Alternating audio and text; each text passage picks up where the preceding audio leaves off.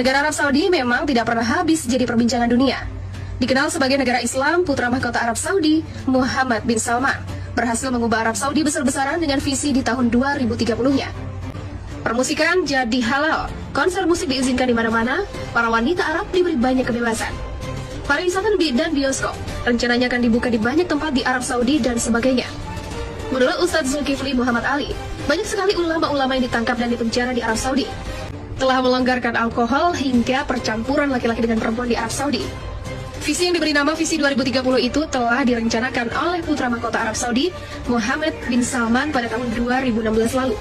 Ustaz, apa benar kondisi pemerintah Arab Saudi saat ini sedang menuju ke zaman jahiliyah dengan dibuatnya peraturan baru, dilegalkan dan diberi kebebasan untuk akhwat menggunakan hijab, tidak lagi berwarna hitam, akhwat bisa menonton bioskop dan pertandingan sepak bola dan sebagainya. Jazakallahu khairan wa barakallahu fiik. Arab Saudi setahu saya ya adalah satu-satunya negara yang dibangun di atas undang-undang Al-Quran dan Sunnah, satu-satunya ya. Tentunya tidak sempurna, ada kekurangan. Di sana juga ada perseteruan, ada orang-orang yang belajar di luar kemudian kembali ke Arab Saudi, memiliki pemikiran liberal dan yang lainnya. Tapi secara umum ulamanya tetap ulama di atas manhajus salaf, dan mereka tidak ragu-ragu untuk menyatakan suatu haram kalau haram atau halal adalah suatu yang halal ya. Tapi tentunya ada kekurangan-kekurangan, namun kekurangan tersebut tidak sebagaimana digembar-gemborkan oleh berita-berita seakan-akan dibuka bioskop di mana-mana. Itu tidak benar ya. Ada sebagian kota, mungkin di Riyadh, yang setahu saya di Riyadh dibuka ya, ada. Itu tidak ingkari ya. Memang itu ada dan itu kesalahan ya. Kemudian misalnya ada sebagian wanita ikut nonton bola, itu benar ya. Ada sebagian tidak rame-rame seperti digembar-gemborkan. Bahkan kemarin sempat diketahui ternyata wanita yang berpose ikut nonton bola, dia wanita yang sama dalam acara-acara nonton bola yang lainnya ya. Mereka itu saja orang-orangnya, sehingga mereka ingin menjadikan suatu hal yang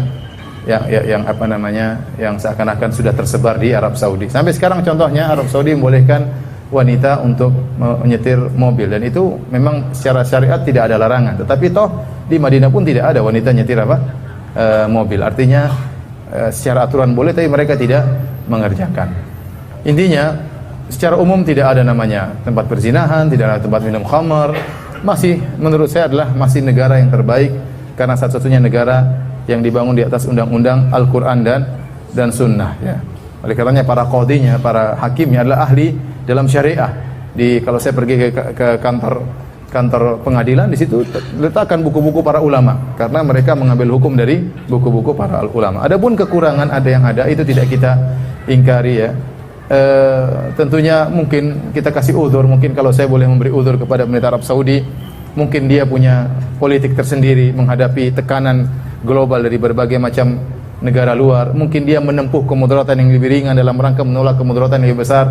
Kita tidak tahu ya.